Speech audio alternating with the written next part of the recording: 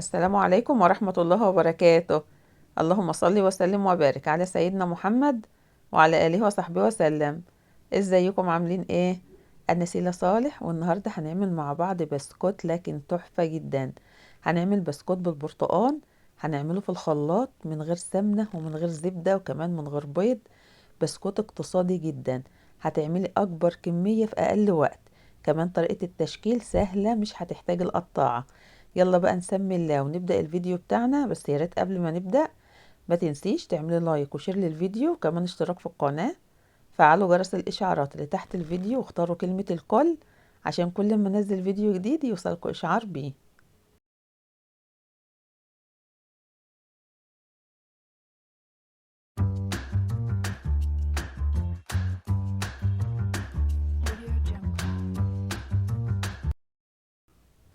هنقول بسم الله الرحمن الرحيم.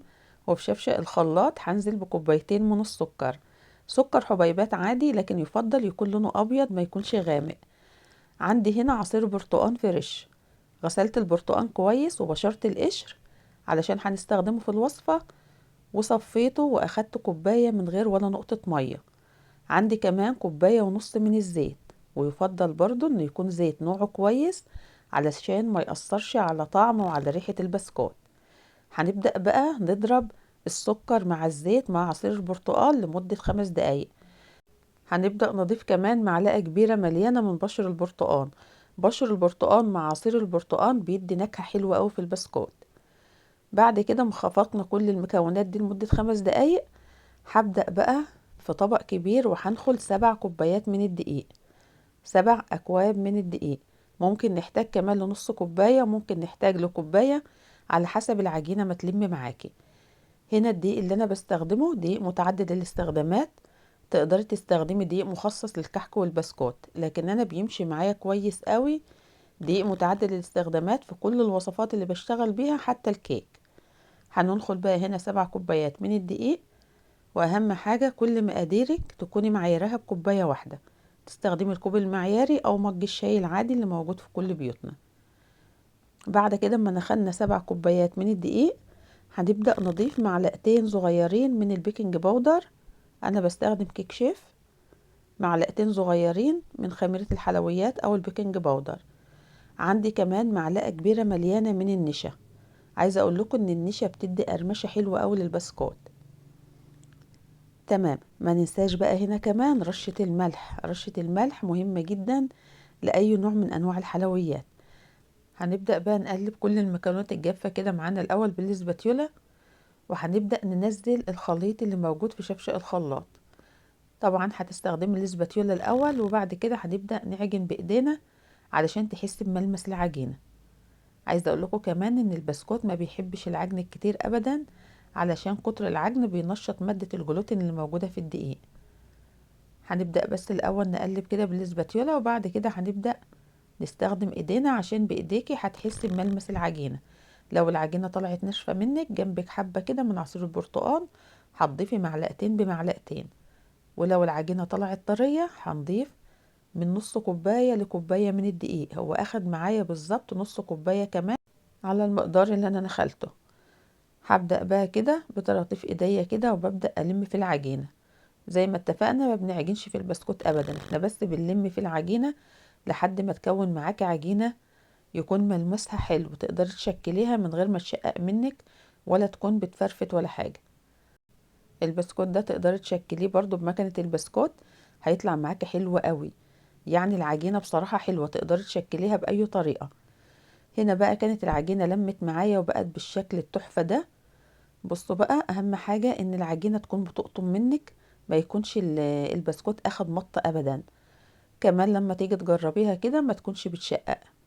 هنا بتتشكل معايا اهي بكل سهولة ما شاء الله بجد، وريحتها رهيبة. بس كده بلم بس العجينة كده على بعضها، وبكيس بقى بلاستيك، وهبدأ اغطيها علشان الجو ساقع وممكن العجينة تنشف مني بسرعة. تمام.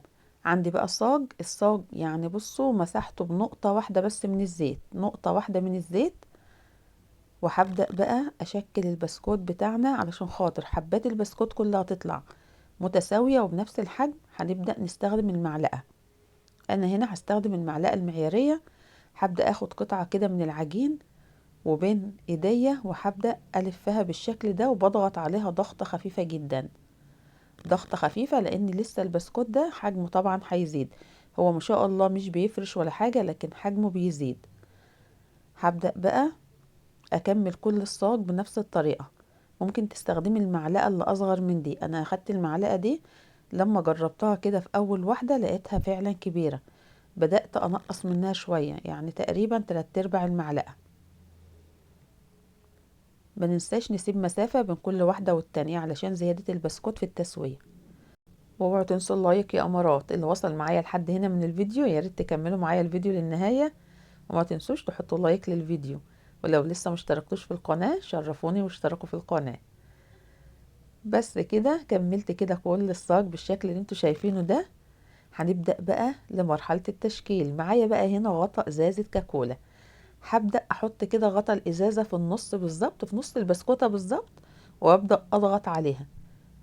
ما نخليش الغطا ينزل للاخر علشان خاطر ما تفصليش البسكوت من بعضه، يعني البسكوتة ما تبقاش جزئين. بصوا ازاي، يعني انا يا دوب بس بنزل الغطا في النص وببدأ الف بس، يعني لفة بسيطة خالص كده بالغطا علشان خاطر اخد الشكل اللي انا عايزاه، لكن مش بنزل بالغطا للاخر ابدا زي ما قلت لكم علشان البسكوت ما يتفصلش من بعضه. تعالوا بقى هنا نسوي احلى بسكوت. انا مولعه الفرن وظبط درجه حرارته على 160. البسكوت ده بيدخل على درجه حراره هاديه جدا. بحط الصاج بتاعي على الرف اللي في النص. اول لما احس كده انه بدأ ياخد لون خفيف من تحت، ببدأ اطلعه على اخر رف اللي هو الرف اللي تحت الشواية على طول. البسكوت مش بيولع له شواية ابدا، النار بتكون من تحت بس. ومن وقت للتاني يعني كل 3 دقايق ببدأ احرك في الصاج علشان البسكوت يطلع لونه متوحد وياخد نفس درجة اللون. بياخد معايا قد ايه في الفرن؟ بياخد بالظبط تلت ساعة. هو يعني عندي في الفرن بتاعي اخد تلت ساعة. وده شكل البسكوت اول ما خرجناه من الفرن على طول. اهم حاجة ان اول ما تخرجي البسكوت من الفرن تبداي تحركي حبات البسكوت من مكانها علشان ما تلزقش في الصاج. لو بردت وهي في مكانها هتلزق وهتيجي تطلعيها هتتكسر منك. بنسيبه بقى لما يبرد تماما، وبعد كده بنعبيه في علبة كده محكمة الغلق علشان يتنه محتفظ بريحته وكمان بالقرمشة الجميلة اللي فيه. عايزة اقول لكم ان بجد بسكوت قمر قمر قمر تحفة يا جماعة، بجد جربوه. زي ما شفتوا ما خدش مننا وقت خالص. كل المكونات بتاعته موجودة جوه البيت، ما اشتريناش حاجة من بره ابدا. كمان طريقة التشكيل بتاعته سهلة جدا. شايفين بقى الجمال والحلاوة؟ كمان تقدري تقسمي المقادير على 2 وتعملي نص المقدار بس، هيطلع معاكي كمية حلوة قوي. كل المقادير بسيبها لكم مكتوبة في صندوق الوصف بشوفوها. بتمنى كمان تاخدوا جولة في القناة، ممكن تلاقوا فيديوهات تعجبكم. عايزة بس اوريكم البسكوتة كده، بصوا الجمال. البسكوتة محتفظة بالرسمة بتاعتها ولا فرشت ولا فيها فراغات كده من تحت ولا اي حاجة. بسكوتة مقرمشة وهشة، بصوا الفراغات اللي موجودة في البسكوت تحفة بجد. بس كده، وده كان الفيديو بتاعنا النهاردة. اتمنى الفيديو يكون عجبكم.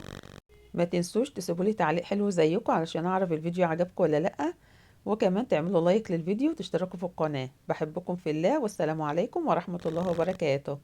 مع السلامة.